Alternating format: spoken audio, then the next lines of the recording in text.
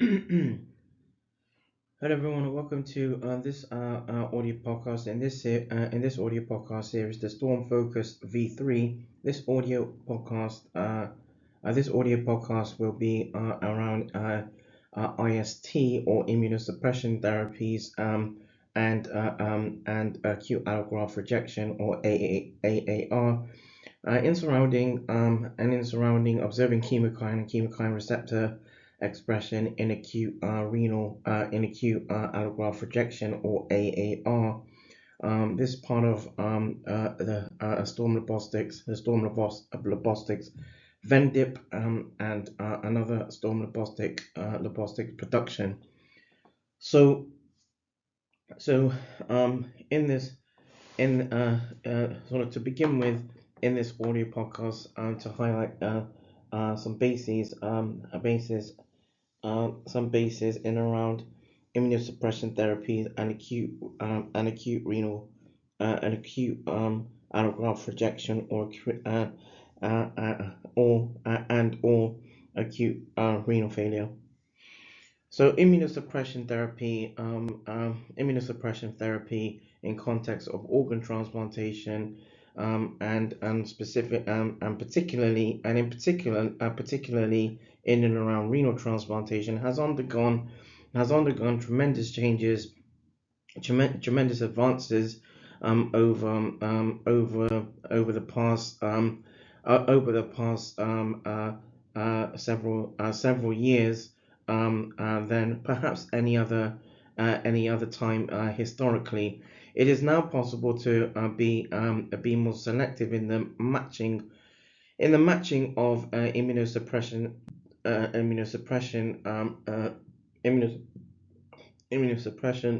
with recipients who with recipients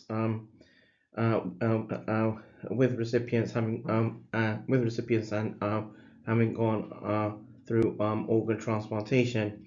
This brings with it the option of improving allograft outcome and also minimizing adverse effects. It is an ongoing process process that will and can utilize pharmacotherapy and pharmacotherapeutics, working at different points in and around the activation cascade of the CD4 positive helper T lymphocytes. It may also be possible to manipulate them immunologically,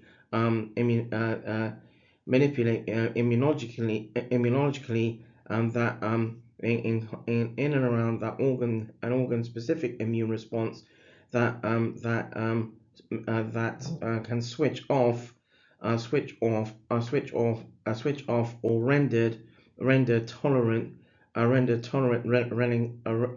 rendering the organ transplant tolerant in context of immunobiology or the immune system, thus removing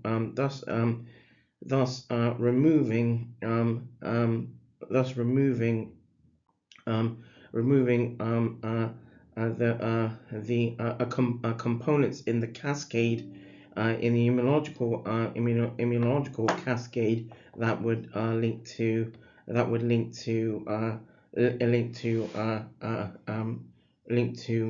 rejection or acute allograft rejection episodes. And so since the mid 90s,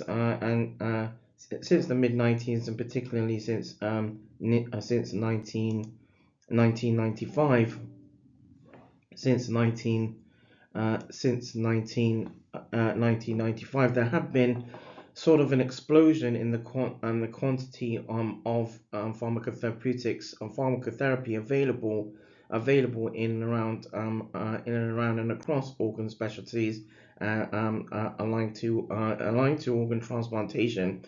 Works by Warrens in 2003. Works by Warrens in 2003 have highlighted some of the advances in context of in some aspects and contexts in around immunobiology and organ transplantation and pharmacotherapeutics as well. So here in this particular, and again in this particular audio podcast, there will be a sort of elaboration on the protocols or regimens used in the case of acute used in the in the in the in and part of the pharmacotherapeutics and in around immunosuppression regimens. So to begin with, the more vintage pharmacotherapeutics. So for example, calcineurin inhibitors or CNIs, for example, cyclosporin A or CSA,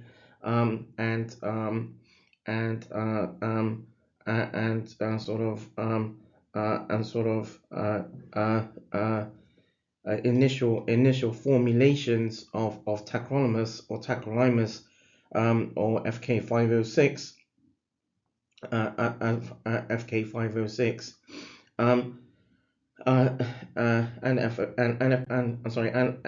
tacrolimus FK506 had been are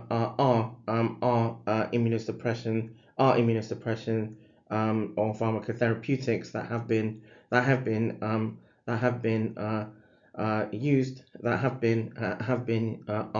are sort of used a mainstay in and around organ transplantation, and thus to say and highlight that these drugs these pharmacotherapeutics pharmacotherapies are applied in sort of initial stages or phases in around pre and post transplantation in context of in context of the where in context of the recipient's immune system in around immunobiology, where between physiological processes, the immunology and immunobiology, and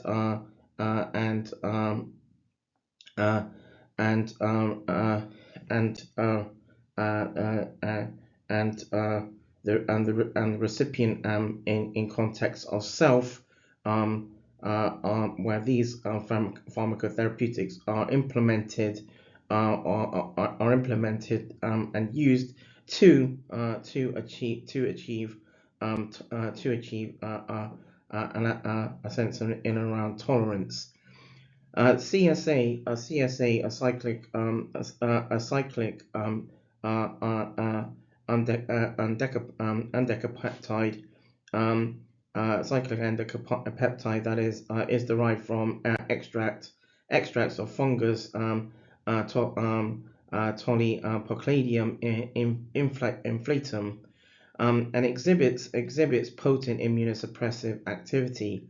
CSA binds to immunophilin cyclophilin to inhibit the phosphatase calcineurin, and thereby prevent the generation of potent nuclear factor of the activated T cells.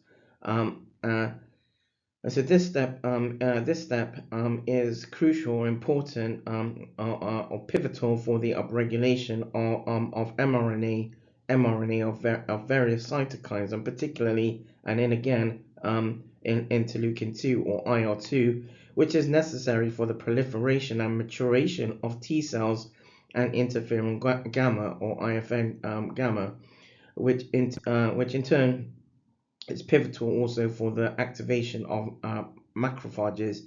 There's works by, apart from Warren's in around 2003, there's works more retrospectively by Stepkowski, who has documented the immunobiology quite intricately and quite appropriately as well. There have been retrospective multi-center trials which have evaluated the safety of calcineurin inhibitor withdrawal post organ transplantation. One of the initial reports was by an investigator, Gregor and team, and the research was the multi-center trial had been designed as a prospective randomized study in primary transplant recipients treated with an immunosuppressive regimen consisting of, for example, cyclosporine A or CSA, a mycophenolate or MMF, and steroidal treatment known as prednisolone or prednisone. The objective of the investigation was to assess the safety withdrawal of CSA, where there was a procedure 50% reduction of for 2 weeks before discontinuation, or prednisone at 6 months post transplantation compared with continuation of triple therapy. And works by this particular trial or clinical trial, apart from Gregor and team who had reported this, works by Vincenti in 2003 also looked to highlight and organize some of the findings, some of the findings as well. A second study was reported by Abramowitz and team, and in a European multi-center trial that initially had enrolled 187 transplanted recipients treated with triple therapy, for example, again, CSA, mycophenolate, and prednisone, and randomized at 3 months to either CSA cyclosporine withdrawal or to continue cyclosporine pharmacotherapy. Cyclosporine pharmacotherapy withdrawal was gradual over 3 months in research by Abramowitz and team, and as part of the protocol, population, and particularly the withdrawal group, which excluded recipients with acute rejection, which excluded recipients with known acute allograft rejection. There was a statistically significant increase in creatinine clearance, and improvement in serum creatinine. And the works the clinical, this particular trial or European multi-center trial was reported by also reported by Vincenti in 2003 as well. The NEST 2 trials were designed to evaluate the efficacy of a maintenance regimen of another immunosuppression pharmacotherapy referred to as sirolimus or sirolimus, abbreviated as SRL, prednisone, following CSA or cyclosporine A withdrawal. The trials envisaged to minimize the enhanced enhance, and particularly importantly, the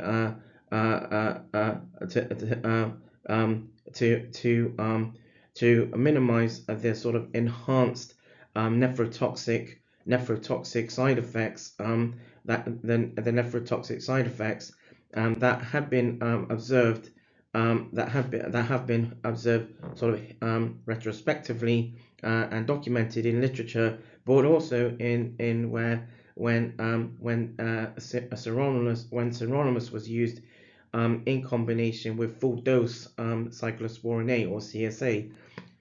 These investigations, the first conducted. One of the first was conducted in the United States, and then the second one, first was conducted in the United States and in Europe, and the second one was conducted a second trial was conducted globally, which excluded the United States.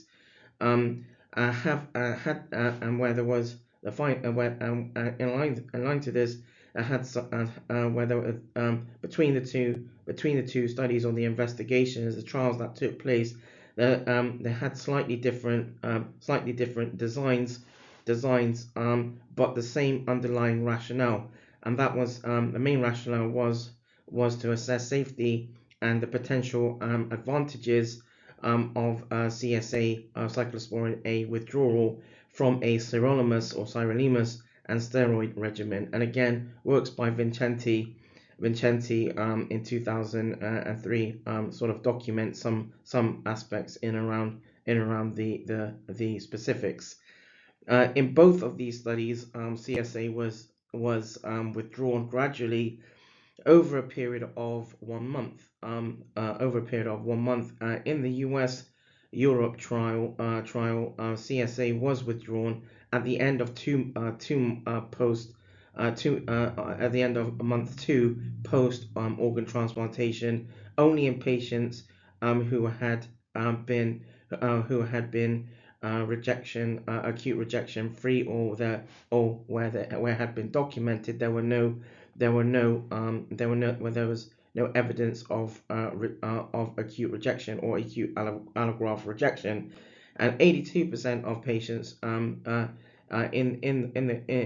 the trial were eligible for cyclosporin A elimination.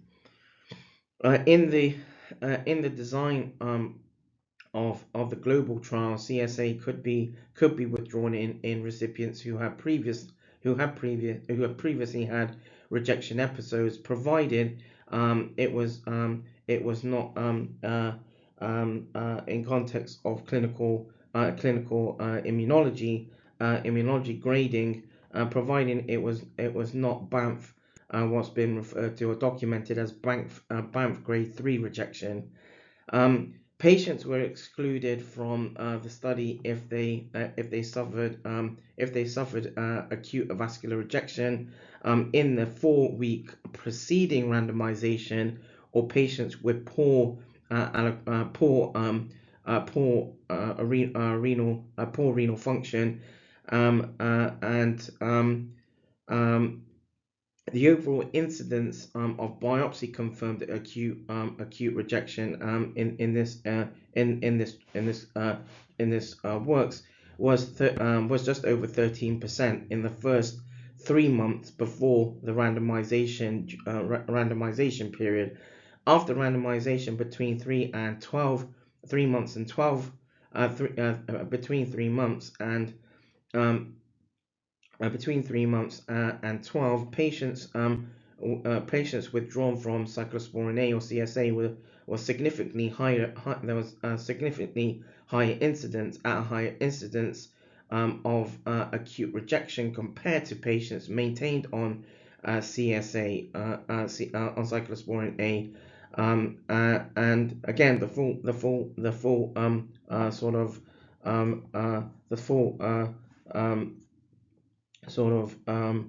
findings are documented in works by Vincenti retrospectively in in 2003. The conclusion from the trials, however, was that discontinuation of CSA from a sirolimus or SRL and steroids regimens was associated with a modest increase in rejection, acute rejection, acute allograft rejection, but resulted in statistically significant and clinically relevant improvement in and around renal function. There was a fourth trial of a calcineurin inhibitor withdrawal, and this was a clinical trial or a trial that had been referred to as the Caesar trial, which stood for which was as abbreviation for cyclosporin avoidance eliminates serious adverse reactions trial which enrolled 525 recipients in across three pharmacotherapeutic groups. The purpose, the aim and objective of the investigation was to evaluate whether a very low dose of CSA with and without late CSA withdrawal in combination with an anti-interleukin 2 receptor or IL-2 receptor IL-2 receptor blockade and mycophenolate is safe and provides effective immunosuppression. Among the important endpoints of this particular trial, or the Caesar trial, was that so among the endpoints, the pivotal endpoints of the Caesar trial were that were acute rejection, acute allograft rejection, and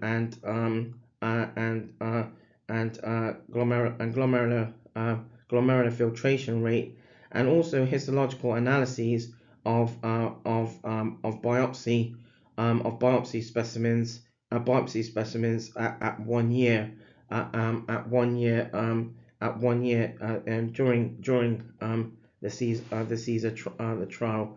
The results of this trial, the results of the full Caesar trial, the full Caesar trial had been documented in 2004 in immunobiology literature. And so tacrolimus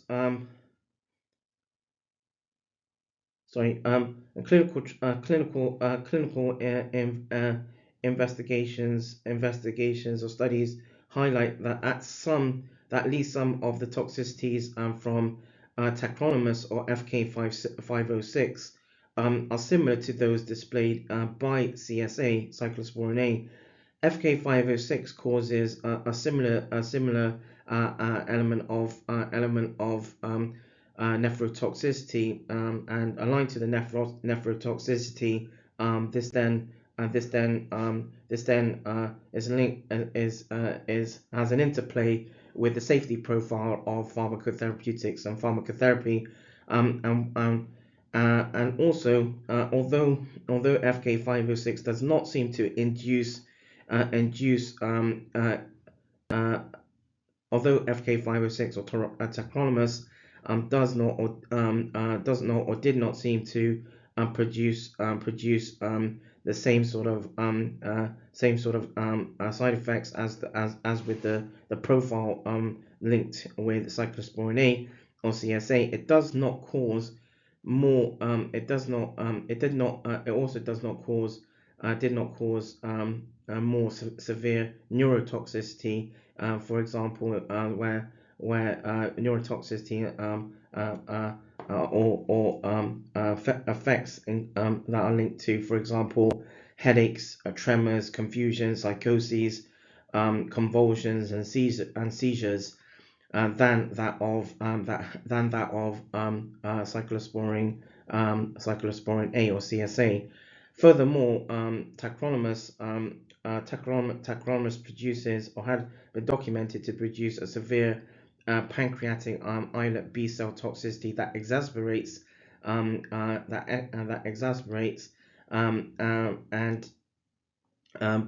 can had been evident that it causes an increased risk of infections and malignancies, especially lymphomas.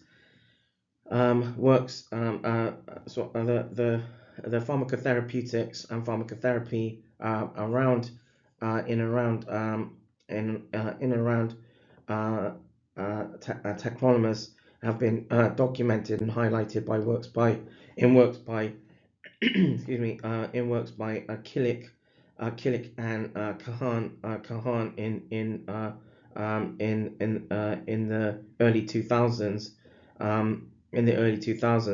Sirolimus or SRL is also a macrocyclic lactone, which has a similar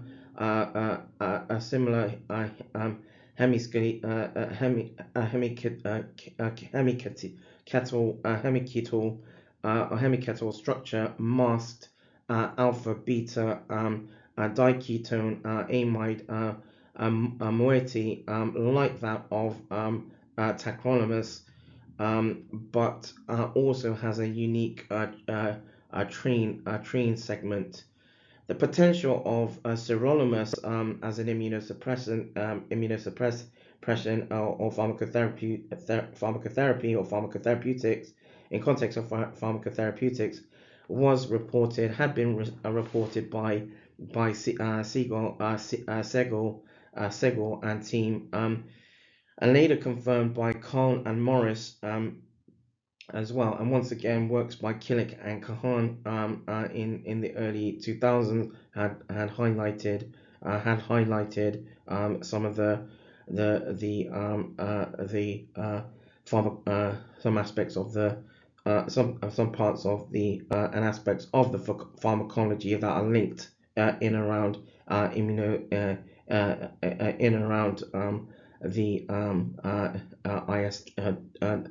in and around different ISTs. After binding to the immunophilin FKPB12, sirolimus blocks G1 cell cyclic cell cycle, and in contrast to tacrolimus and cyclosporine A, which inhibit G02 G1 and precludes and also where sirolimus precludes progression from the G1 to the S phase of the cell cycle by inhibiting the multifunctional kinase mammalian target of which has been referred to as part of the mammalian target of rapamycin. Rapamycin is another name for the for sirolimus. The action of sirolimus is to disrupt sirolimus to disrupt cytokine and growth factor signal transduction is not limited to cells of the immune system, but also affects fibroblastic endothelial bone marrow and smooth muscle cells, as a set muscle cells and smooth muscle cells, a set of drug effects that may or a set of pharmacotherapeutic effects that may prevent or inhibit arterial smooth muscle cell proliferation, vascular and prompt sort of vascular complications of vascular disease and chronic rejection, aligned to chronic rejection, aligned to the immunobiology. Again, works by Killick and Kahan in the early 2000s highlight more in around the pharmacotherapeutics. In experimental animal models, sirolimus has been shown to produce dose-dependent prolongation of survival of skin, heart, and kidney, small bowel, and pancreoduodenal grafts. In clinical trials, treatment with the drug as a base therapy is associated with acute allograft rejection or acute rejection rate that is similar to that of cyclosporine A. In contrast, recipients treated with a combination of sirolimus and cyclosporine or CSA display acute rejection rates, and where it's been documented anything between 7 to 17%, suggesting a synergism, possibly due to the complementary actions, more so the complementary actions of these pharmacotherapies or pharmacotherapeutics. In following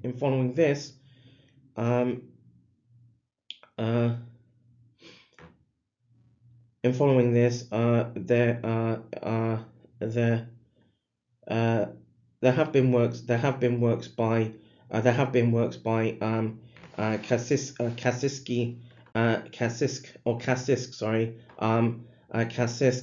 in early 2000 that has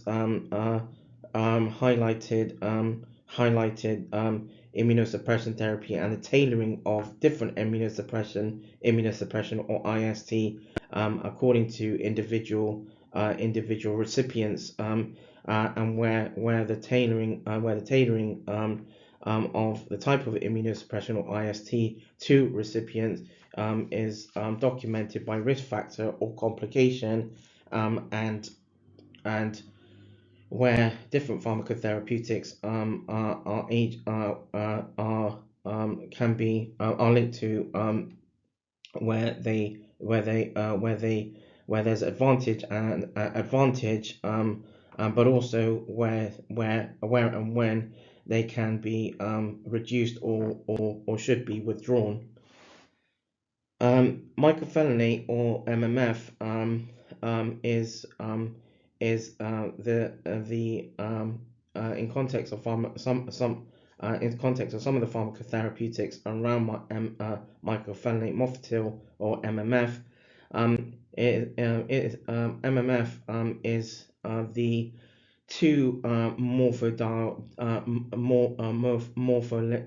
ethyl ester of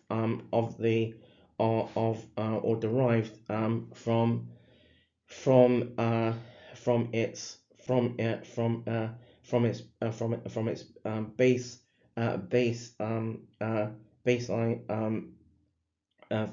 baseline, which is referred to the ester, where the ester is referred to as mycophenolic acid, which is produced by several species of the fungal genus Penicillium, and in the liver, MMF or mycophenolate is converted by ester hydrolysis to activate to its active metabolite MMF, which non-competitively and reversibly inhibits the activity of inosine monophosphate dehydrogenase types 1 and 2 during DNA synthesis in the S phase of the cell cycle. And because the salvage pathway of purine synthesis in lymphocytes is less active than de novo synthesis, lymphocytes depend upon the conversion of 5-phosphorybosylate 1 phosphate to inosine monophosphate. And during T cell activation, the activity of types 1 and 2 enzymes increase tenfold. In contrast with MMF, in contrast with mycophenolate or mycophenolate mofetil or MMF, another IST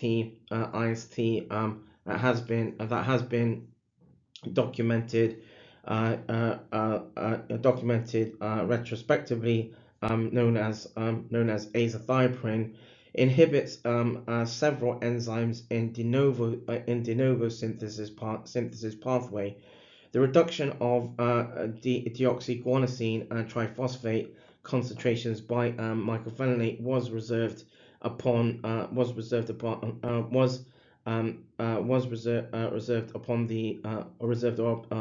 the addition upon the addition of deoxyguanosine ribonucleotide. Works by Stepkowski highlight bases in and around again the immunobiology in and around IST use in and around organ transplantation. Although the immunosuppressive effects of MFF have been known for more than a century, intrigue was reawakened by Mitsu and Suzuki in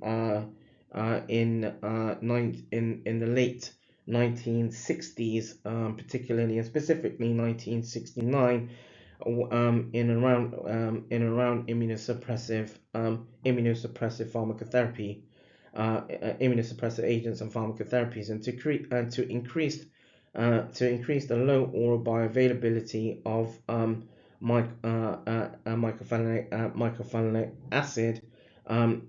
A mofetil group was added to the compound following seminal immunological investigations by a team and later clinical trials by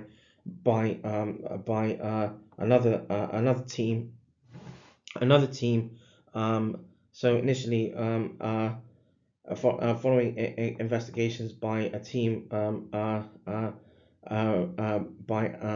Allison, by a team referred to as Allison, or group by Allison, and then subsequently Solinger multi-trials showed or identified an advantage of in the use of mycophenolate mofetil or MMF over azathioprine to reduce the incidence of acute allograft rejection or acute rejection episodes amongst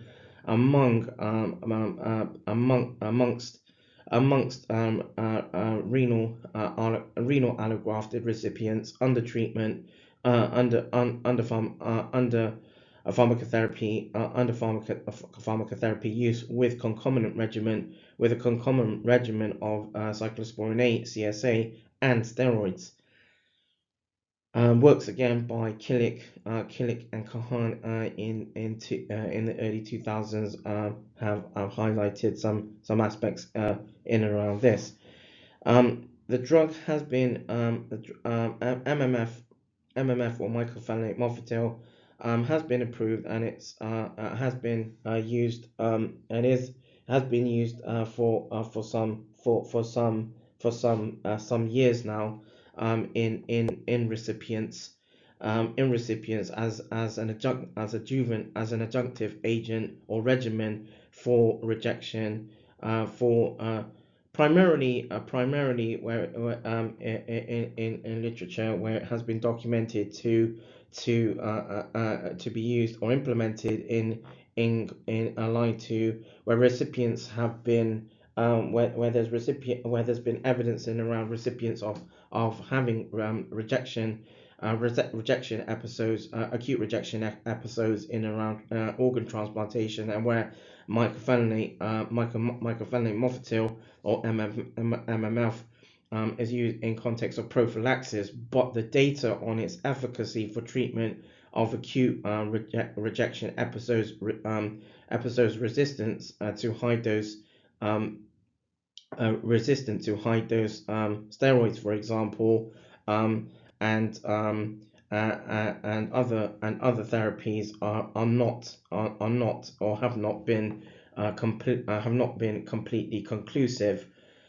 While MMF was claimed to prevent the emergence of chronic rejection,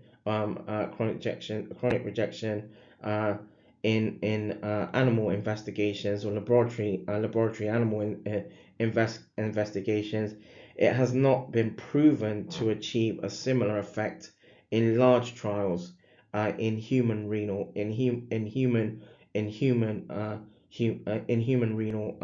transplantation. That being said, um, that being said, um, more prospectively, mycophenolate is used, although it is not used as a primary form of immunosuppression. MMF is used in combination. It is not a standalone form of immunosuppression therapy, owing to owing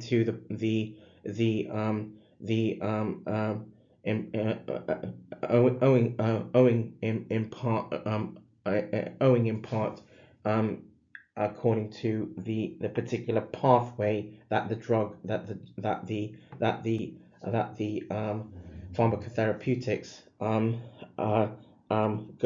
go through in context of its action, um, and and so um, and so the mechanism of action for MMF or mycophenolate mofetil or MMF is where the salvage there's a salvage pathway of purine synthesis in lymphocytes is less active than than the de novo synthesis, and during T cell activation, the activity of both types 2 inosine monophosphate dehydroxygenase enzymes and one increased tenfold. And MMF is converted in the liver by ester hydrolysis, as per mentioned, to mycophenolic acid, which in turn non-competitively and reversibly inhibits types 2 inosine monophosphate dehydroxygenase activity and 1 during DNA synthesis in the S phase of the cell cycle. This drug or this pharmacotherapeutic is evidently used in allografted recipients, as per mentioned, and normally as part of a secondary regimen or a tertiary regimen, or as part of triple therapy in recipients, and particularly where recipients, just to add here, listeners, that the therapy is used if in triple therapy or double therapy, mycophenolate mofetil is used on the basis where, for example, or can be used on the basis where, for example, recipients may, for example, in between donor and recipients in context of organ transplantation, where the tissue type and a cross match in accordance to human leukocyte antigens and the major histocompatibility complex are potentially weak, and thus triple therapy, a double therapy or triple therapy may be may be used, or it would be viable. It is viable in such cases or incidences. Again, works by Stepkowski and team have highlighted works Stepkowski highlights some works in the literature in documented in a documented review around the mechanism of actions of different immunosuppression therapy, or IST, pharmacotherapeutics, and pharmacotherapy. The original clinical reagent, another original clinical reagent or IST, something that had been referred to as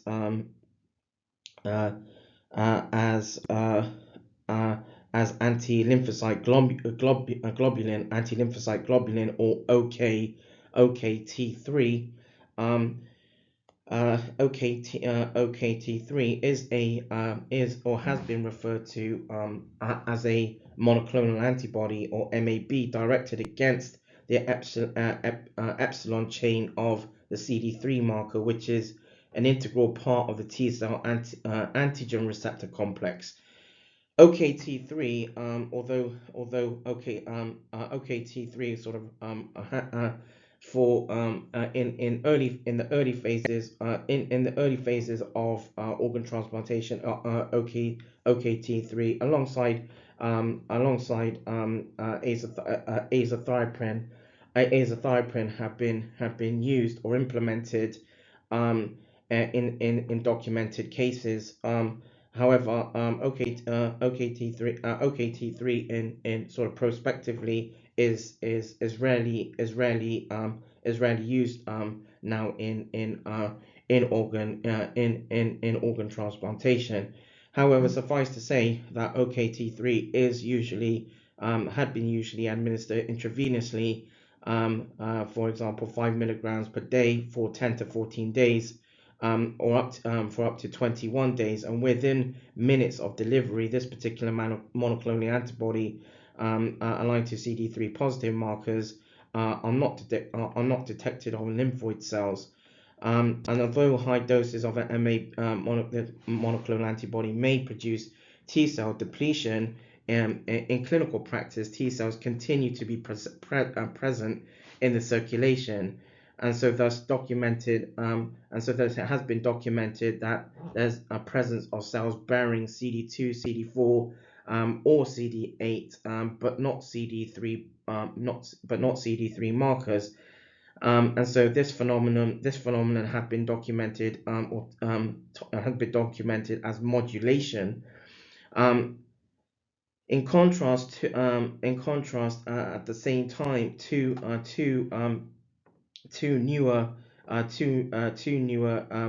monoclonal antibodies had been approved in the United States, and are free of toxicities produced by cytokine release syndrome for several reasons. First, their antigenic target, for example, the alpha chain or CD25 of interleukin 2 receptor, is selectively expressed on activated but not on naive T cells. Second, in contrast to long signaling or cytosolic tails of the beta and gamma transmembrane protein components of the interleukin 2 receptor, the short alpha chain CD25 does not trigger cytokine release. Third, reagent pharmacotherapeutics such as reagents, for example, basiliximab and daculizumab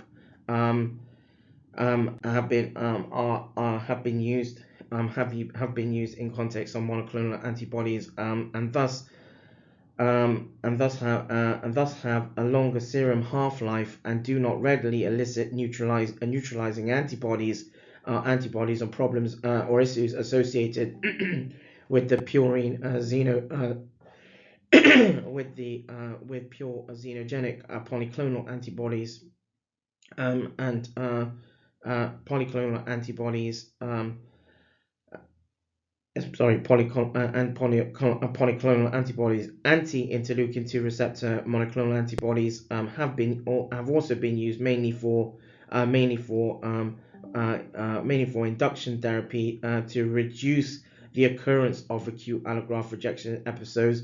However, they're not effective. They're not effective for rejection reversal owing to their modest potency.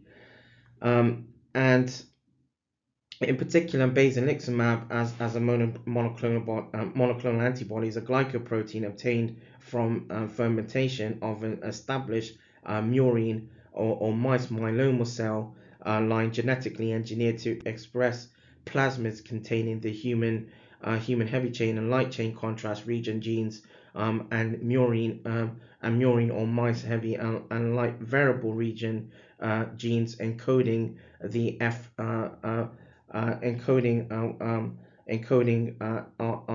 RFT5 antibody that binds selectively to the interleukin 2 receptor alpha. Works by Kahan and team in the late 90s demonstrate in a randomized trial that had 348 recipients and where two demographically matched equally sized group treated with either basiliximab or a placebo. The dose of basiliximab, for example, in the literature was 20 milligrams infusions on day 0, and on day 4 was selected to block detection of interleukin 2 receptor on 97% of the peripheral blood lymphocytes for up to 30 to 45 days. All recipients received IST therapy, with cyclosporin, a micro emulsion, or a micro emulsion, or a formulation, sort of an alternative formulation to cyclosporin or CSA, as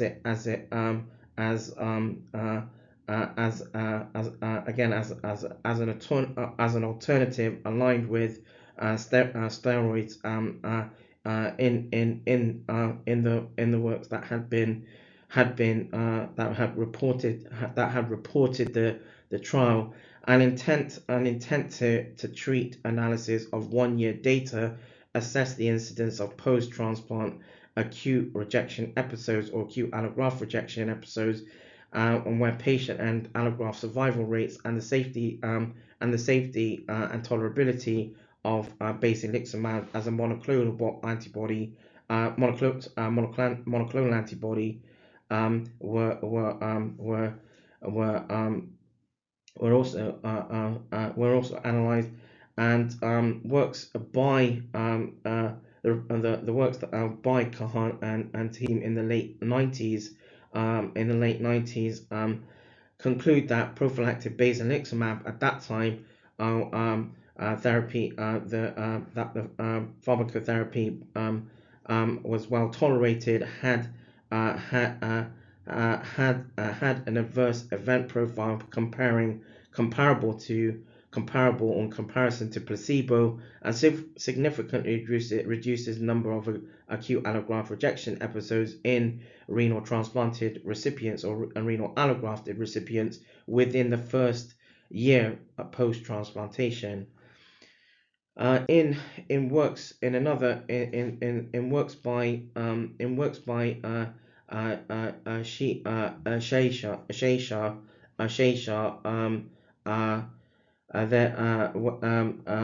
where basiliximab as a monoclonal antibody implemented, was used to determine the safety and efficacy in recipients receiving live or living related organ transplants in one particular center, or particular at one particular site. And 100 adult recipients, allografted recipients receiving the first organ transplant from a living related donor were studied or investigated between 1998 and 1999.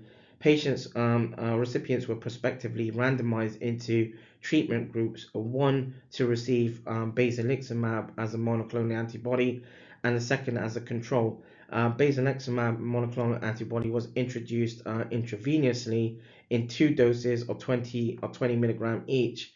The first 2 hours preoperatively, and the second on day 4 post transplantation. Steroids were established by intravenous infusion with 500 milligrams on the day of transplantation, day 0, and then 250 milligrams the next day, followed by oral steroid use. Again, prednisolone 1.5 milligrams per kilo per day, gradually tapered to 0.3 milligram per day, 0.3 milligram per kilogram per day at the end of the first month, and 0.15 milligrams per kilograms per day at 9 months, and thereafter. Again, works by Sheisha and team highlight this particular trial from their works in around 2003. The trial established CSA and the formulation cyclosporin. The formulation of cyclosporin was an alternative as baseline therapy, which started 2 days before transplantation. And again, the formulation was divided in two doses before transplantation, organ transplantation, and was readjusted according to whole blood trough levels, which was kept between 200 to 300 nanograms per liter during the first month, and 125 to 150 nanograms per mil until the end of the 6 month, until the end of the 6 month, and 100 to 125 nanograms per liter thereafter. The incidence and sensitivity of acute allograft rejection episodes amongst recipients treated with basiliximab as a monoclonal antibody was significantly lower than amongst those in the control group in documented works. Some recipients had no rejection episodes in the 3-year following up period, but agreed to a allograft biopsy procedure for subclinical to identify or seek out subclinical rejection or acute allograft rejection. Works reported by Kovaric highlighted in the late 90s, and in the late 90s reported that basiliximab as a monoclonal antibody was well tolerated when no evidence of cytotoxic release syndrome or hypersensitivity reactions or anti-IU type antibody response. The efficacy of basiliximab monoclonal antibody in preventing acute allograft rejection was evaluated in 2 multicenter double-blind randomized phase 3 trials that use both CSA and corticosteroids for maintenance treatment. In the first European, in the first trial, there was in the first part of the trial, there was a collaboration, it was a collaborative trial between Europe and Canada, where only cadaveric transplants, cadaveric organs were used in context of transplantation, organ transplantation, and specifically in around kidneys or renal. And in the second US, which in the second the trial was aligned to the United States, and it was referred to as the US Simulect Renal Study Group, and 29% of the organs were from living donors. The European Canadian group reported that that the addition of basiliximab was associated with a 32% reduction in the proportion of recipients with biopsy confirmed acute allograft rejection episodes compared with placebo. And works again the trials have been the trials are documented in works by Sheisha in around 2003, and Sheisha and team sort of highlight and conclude from the trial that were from the trial carried or implemented induction therapy using basiliximab monoclonal antibody has a clear therapeutic advantage in living related donor renal transplantation. Longer follow-up and frequent biopsies are required, however, in some cases to verify this. To verify this. Another issue to be addressed is the possibility of reducing or eliminating corticosteroids or calcineurin inhibitor based immunosuppression or IST in recipients receiving induction therapy.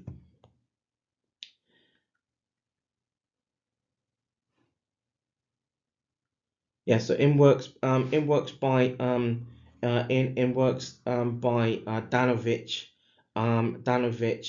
in line to organ transplantation. There is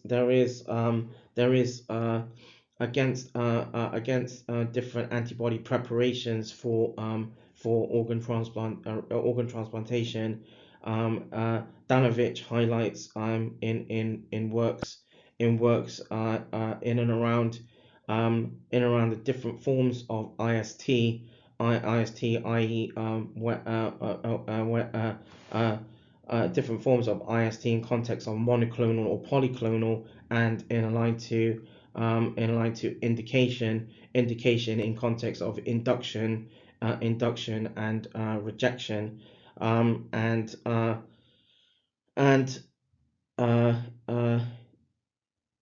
where in context in further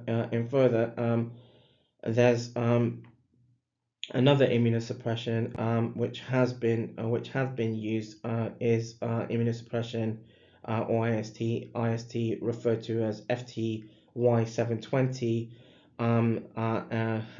which is a FTY720 is a semi-synthetic derivative of myrosin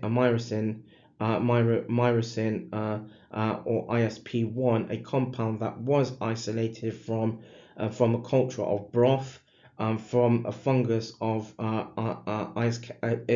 Isocari synclari, and FTY720 features a phenol ring inserted into the side chain of ISP1,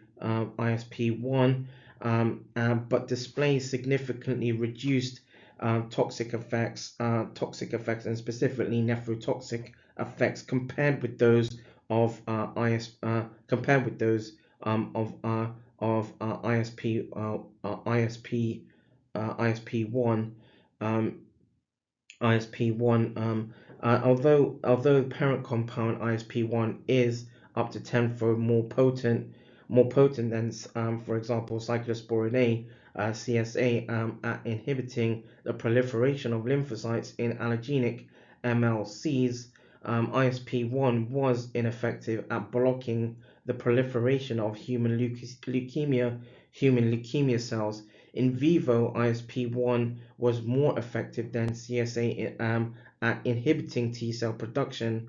At inhibiting T cell production. In contrast, even high concentration of FT7Y20 failed to inhibit the proliferation of human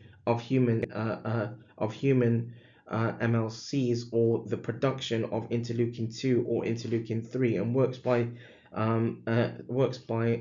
Stepkowski highlight some more in and around FT7Y20. The most some of the data have been analyzed or used have been analyzed and used um, uh, uh, have been analyzed and used indicate that FTY720 in combination with CSA or SRL or sirolimus displayed potent synergism in rat laboratory cardiac allograft models. In addition, the synergistic interaction between FTY720, either CSA or SRL or sirolimus, was indicated or has been indicated by inhibition of the proliferation of a OKT3 stimulated human peripheral blood lymphocytes. Similarly, FTY720 potentiated the immunosuppressive effects of CSA to prolong the survival of renal allograft in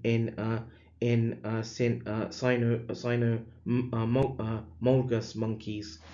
Based on these in vitro and in vivo investigation, clinical trials have been conducted and carried out for the effects of FTY720 in combination with CSA, cyclosporin A,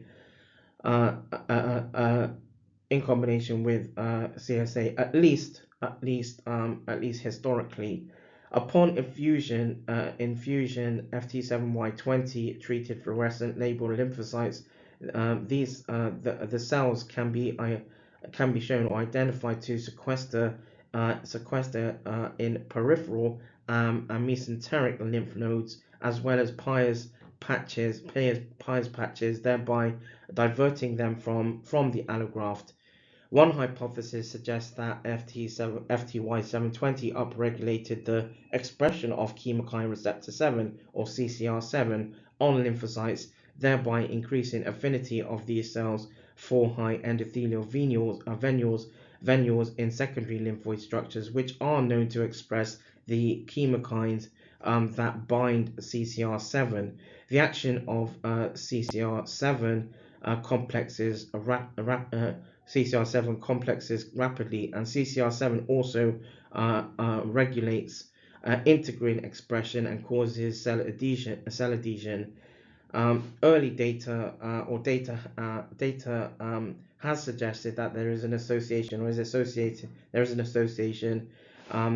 interplay with a lower rate of acute allograft rejection, where aligned to this. An essential feature of FTY720 may be its potential to protect allografts without including general IST. In vitro, FT7Y20 has not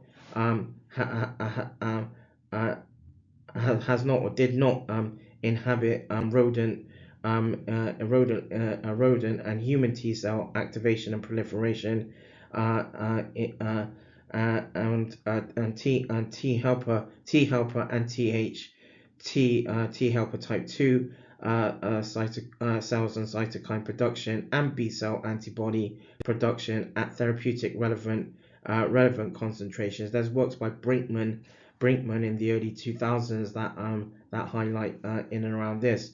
In vitro FT7Y20 induced most profound lymphocyte migration in response to CCR7 ligands, SLC and ELC, but to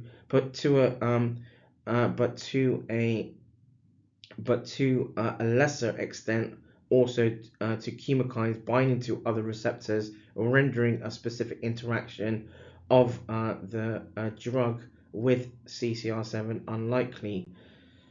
Brinkman and colleagues were unable to put forward effects of FT7Y20 on the expression of homing chemokines and chemokine receptors, and taken together, data suggest or inform that FTY720 may activate the cell machinery by means of EDG6 and thereby accelerate the response to chemokines. The resulting sequestration of lymphocytes to LN may not relate to specific effect of pharmacotherapeutics on homing chemokine receptors, but rather relate to high constitutive expression of the homing chemokines SLC and ELC in lymphoid tissues.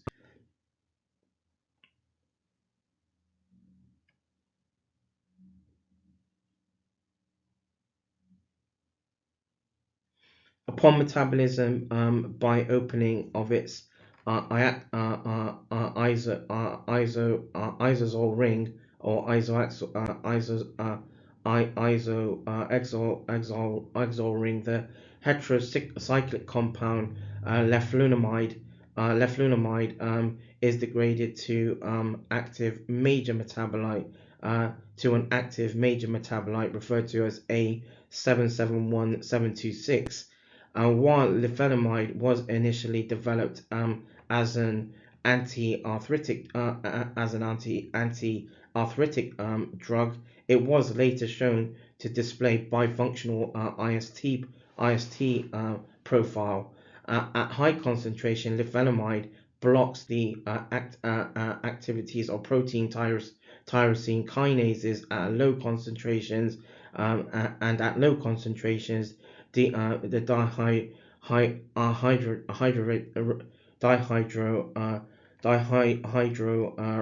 dehydrogenase. The latter action seems to overcome by concomitant treatment with the end product of pyrimidine metabolism, uridine. In animal models, and animal laboratory models, leflunomide modestly prolongs laboratory rat cardiac allograft survival, and displays an addictive interaction with CSA or cyclosporin A. In combination with CSA and mycophenolate or MMF, leflunomide has been reported to prolong the survival of islet allografts and or even xenografts more potently than it affects the outcome of solid organ transplants. The side effect of leflunomide can include anemia, diarrhea, as well as histopathological changes in the small bowel and the liver, which restrict its clinical or have restricted its clinical usage.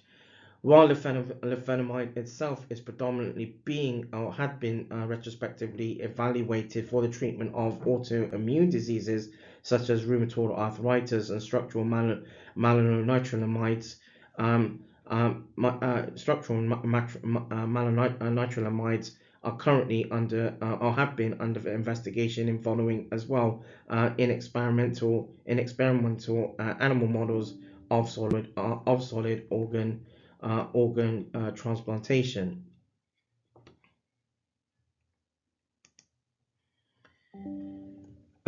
Spiraguline or spiraguline is another another pharmacotherapeutic and has a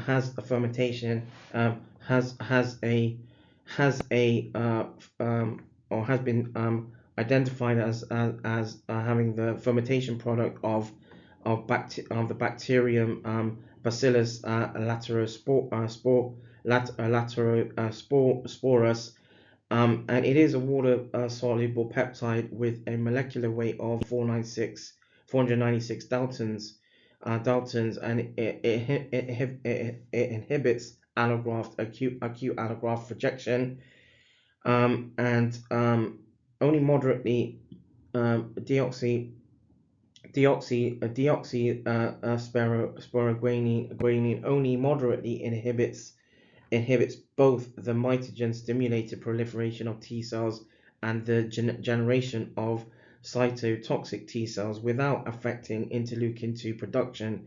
And because deoxysporoguanine blocks T cell function in vitro when added 3 to 4 days after stimulation of T cells, it is believed to act at a late stage of the cell cycle of T cells. Although the molecular mode of action of deoxysporoguanine is or at least historically or retrospectively has been unknown, the compound binds specifically to two heat shock proteins, namely HSP or HSP70. HSP70 or 70 and HSP90, which represent two members of a class of immunophilins. Deoxysporoguanine is also a highly polar polar molecule that has poor oral bioavailability. After intravenous infusion, deoxysporoguanine and one of its six metabolites reach a steady state concentration within 2 hours and do not accumulate over 5 days. Results from an initial clinical report or a report that has suggested retrospectively that or historically deoxyguanine was highly or has been highly effective in reversing allograft rejection episodes in 27 of 34, around 79.4% of recipients of renal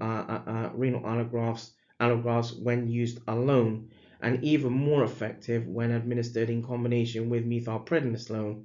With methylprednisolone,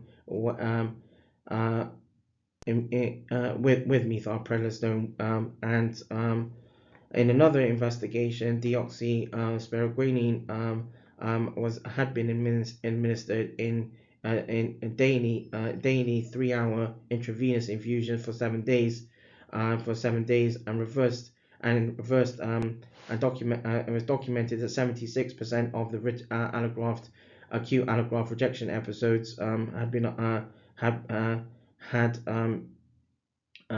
rejection episodes had been identified in 260 recipients within the first 6 months post transplantation, but based on a scoring in context of trial and context of trial, and where the scoring had been highlighted as the Banff criteria, deoxyspiroguanine was more effective in reversing grade 1 than grade 2 allograft rejection episodes. In addition, deoxyspiroguanine reversed 70% of steroid-resistant acute allograft rejection episodes. Recipients who were treated with deoxyspiroguanine for acute allograft rejection experienced adverse effects, including numbness of the face, lips, and limbs,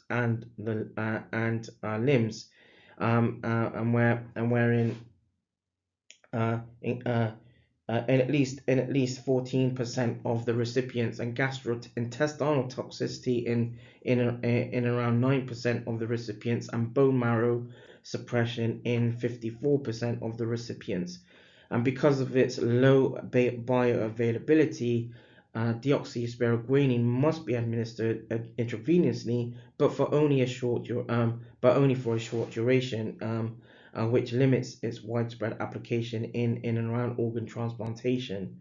The remarkable expansion in the remarkable sort of efforts in and around IST or immunosuppressive agents available generally, and those that are quite regularly used or routinely used in line to acute allograft rejection, have been identified and sort of embossed more prospectively. However, there are more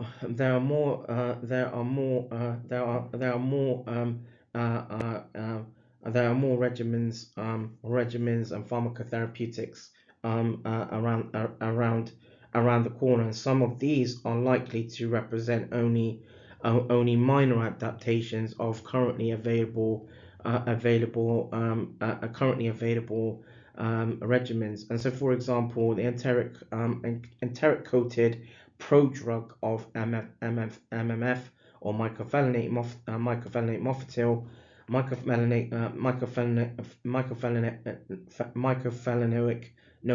sodium, or mycophenolate sodium has been launched, or had been launched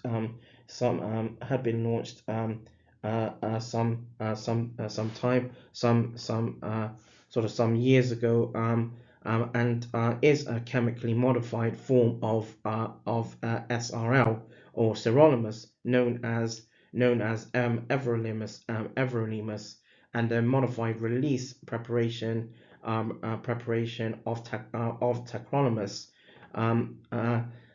Under comparative investigations that have been available, it is impossible to predict how important each of these particular agents, of these regimens, are in context of standalone. Works by Warrens in 2003 sort of provide some basis in around some aspects around the pharmacotherapeutics around of these regimens. At least one other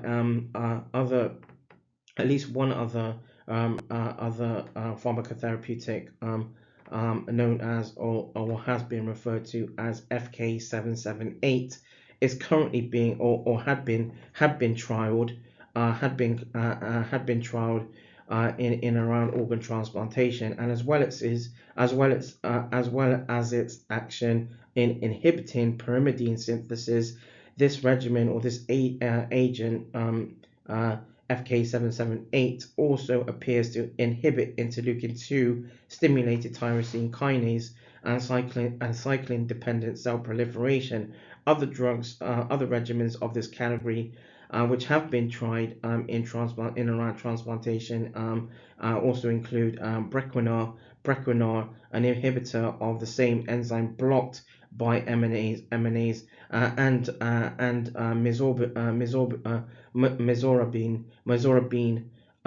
mizorabine, a selective inhibitor of inosine monophosphate synthetase, and guanosine monophosphatase synthetase, which causes the complete inhibition of synthesis of guanine nucleotides.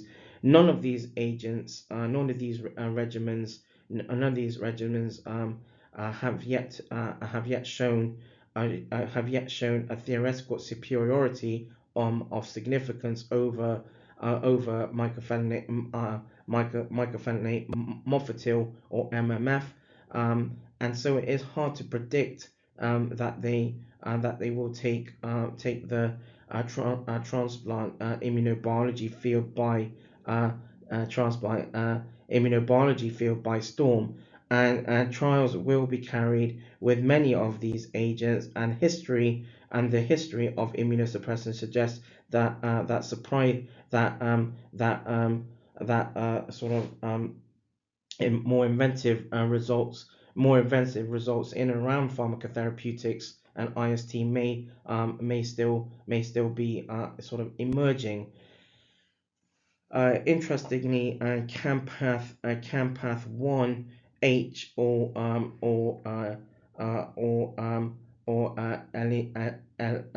alemtuzumab is a humanized anti-CD52 that causes profound depletion of lymphocytes.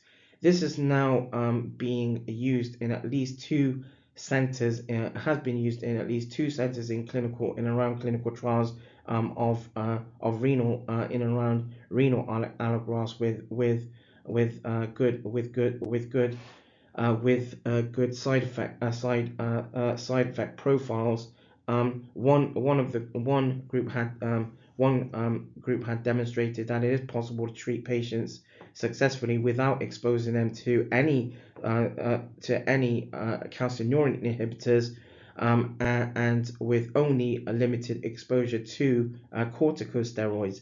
Recipients have been inducted with Campath 1H, and the majority maintained on sirolimus or SRL monotherapy. Data with Campath 1 has an acceptable toxicity profile, allowing some avoidance of the less attractive IST agents, which is extremely with a less attractive IST agents, which has been extremely encouraging, and will no doubt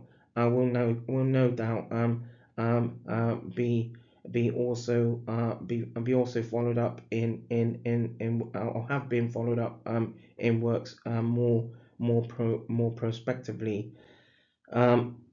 Numerous groups are and therefore seeking for more appropriate target molecules in the inhibition of signal transduction. NFKB and JAK3 or JAK3 are examples of such molecules, and the inhibition of which is currently, or which have been currently addressed at least laboratory or experimentally. Again, works by Warrens in the early 2000s sort of highlight some aspects in around these and also aligned to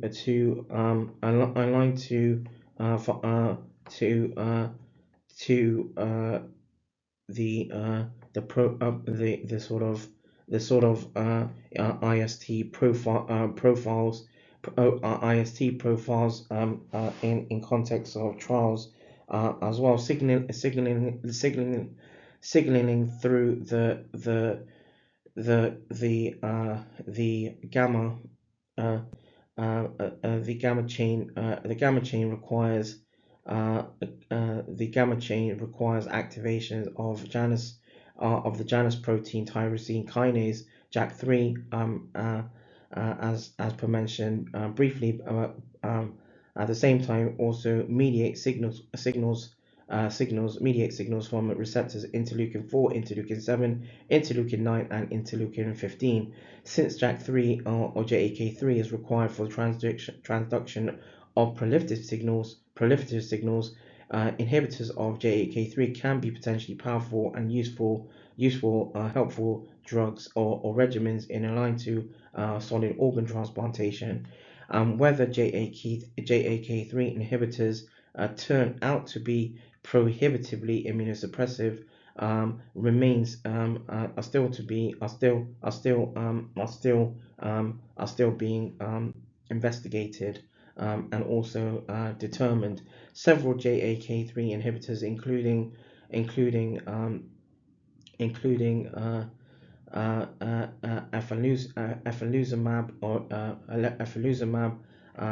which is a humanized IgG1 monoclonal antibody targeting CD11 alpha chain of the LFA1 of LFA1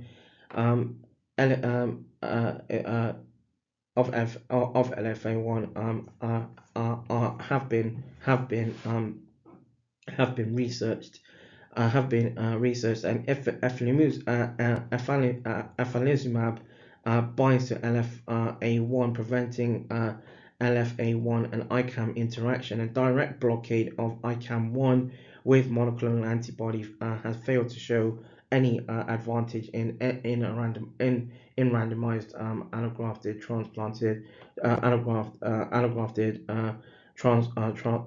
transplant research in around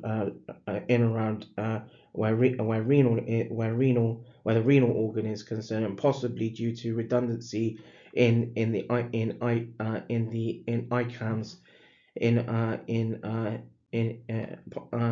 and around intracellular adhesion molecules, or ICANS. Anti-CD11A has been shown to block T-cell adhesion, trafficking, and activation. Pre-organ solid organ transplant treatment with a CD11A has prolonged survival of murine, skin, and heart and cardiac allografts, and monkey cardiac allografts. Efiluzumab has been administered subcutaneously weekly for 12 weeks following renal allograft transplantation, and pharmacokinetic and pharmacodynamic investigations highlight that lower doses of efiluzumab produced a saturation of 80% down modulation of CD11A by 24 to 48 hours following therapy. And in a subset of 10 recipients who received a high dose of efiluzumab with full dose CSA and mycophenolate mofetil or MMF, 3 out of 10 recipients developed post-transplant lymphoproliferative disease. Thus, efiluzumab appears to be an effective immunosuppression, but it is best used in lower dose regimen with less intense maintenance IST. And so the co-stimulatory pathway, also referred to as signal 2, is critical in triggering T-cell activation, proliferation, and effector function, while many co-activation or co-stimulatory pathways have been described. And the CD28 B7 interaction remains one of the most thoroughly characterized, and possibly represents one of the best target for ISTs. Despite the failure of anti-CD154 in a single clinical trial, a blocking CD28 interaction with B7 will continue to be an important focus in clinical investigations. And so finally to highlight that LEA20Y is a second generation CTLA4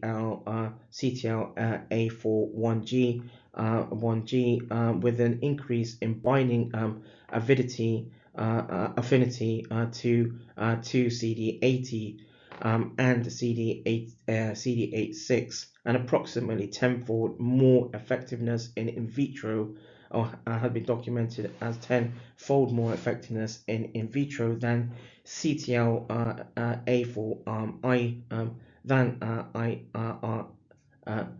CTLA4 on a per dose basis in inhibiting T cell effector functions. A phase 1 and 2 trial had been carried out in primary renal allografted recipients with IST regimen based on preclinical investigations performed by a team at Emory University. Works by Vincenti highlight some of the findings, or some bases in around this from their works in the early 2000s. Of approximately in around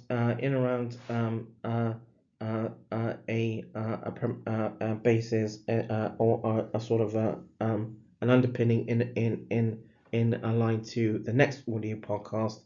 The next audio podcast in this series, where there will be the focus will be more in around the chemokine and chemokine receptor expression aspects. But of approximately 18 chemokine receptors, at least three appear to play important roles in rejection, in acute allograft rejection, in experimental investigations. So, for example, CCR1, CXCR3, and CCR5. In experimental research models, the chemokine receptor antagonists are more effective when used with low-dose calcineurin inhibitors than when administered as monotherapy. Developmental programs, developmental research have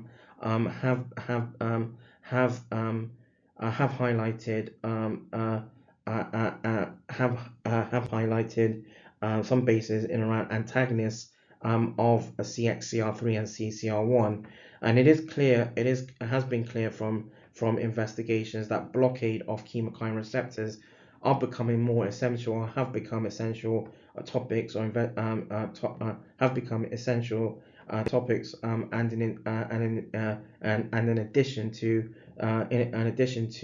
pharmacotherapeutics, in line to the prevention of acute allograft rejection. A combination of clinical expression of certain chemokine receptors during rejection with compelling evidence from rodent laboratory investigations using knockout murine mice models and or neutralizing monoclonal antibodies has led to the consideration of therapeutic targeting of CXCR3 and CCR5. To that end, pharmacotherapeutics have been developing small molecule antagonists and humanized monoclonal antibodies that are currently being investigated in preclinical models, either alone or in conjunction with traditional ISTs. One of the first peer-reviewed data on such work in non-human primate allograft recipients had been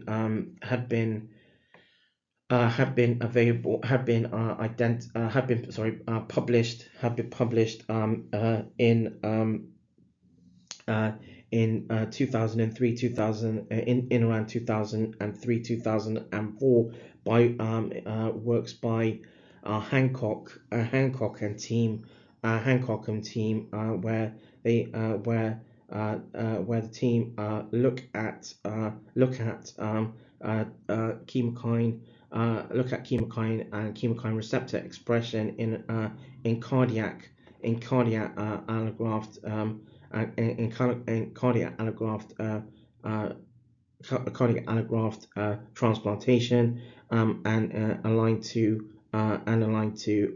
acute allograft rejection as well. And so that now draws this audio podcast to a close. This has been an audio podcast as part of the Ztorm Focus v.3. This has been an audio podcast in around immunosuppression therapies and acute allograft rejection, or AAR, and aligned to observing chemokine and chemokine receptor expression in acute allograft rejection, AAR. This has been a Ztorm Lobostics Vendip, and once again another Ztorm Lobostics production. Thank you for listening in.